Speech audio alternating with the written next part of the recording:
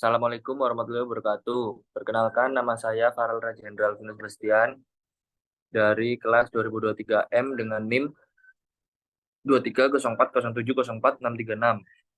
Di sini saya akan mempresentasikan tugas saya, peran orang dalam hukum.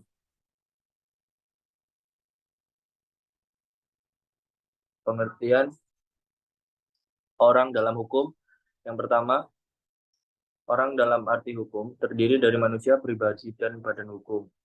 Manusia pribadi adalah subjek hukum dalam arti biologis, sebagai gejala alam, sebagai makhluk budaya yang berakal, berperasaan, dan berkehendak.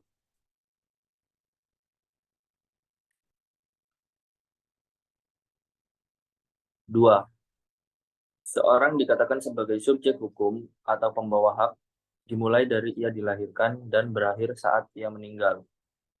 Bahkan jika diperlukan, atau seperti misalnya dalam hal waris, dapat dihitung sejak ia dalam kandungan, asal ia kemudian dilahirkan dalam keadaan hidup. Yang ketiga, subjek hukum atau orang yang dikenal dalam ilmu hukum adalah manusia dan badan hukum.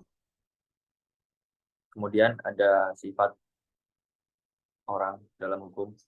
Yang pertama, mandiri karena mempunyai kemampuan penuh untuk bersikap tindak. Yang kedua, terlindung karena dianggap tidak mampu bersikap tindak. Yang ketiga, perantara yang walaupun berkemampuan penuh sikap tindaknya dibatasi sebatas kepentingan pihak yang ditengahi atau diantarai. Kemudian ada wewenang orang dalam hukum. Subjek hukum dalam menjalankan perbuatan hukum memiliki wewenang. Wewenang subjek hukum terbagi menjadi dua. Pertama, wewenang untuk mempunyai hak. Kedua, wewenang untuk melakukan atau menjalankan perbuatan hukum dan faktor-faktor yang mempengaruhinya. Kemudian ada golongan tidak cakap hukum. Yang pertama, orang yang masih di bawah umur.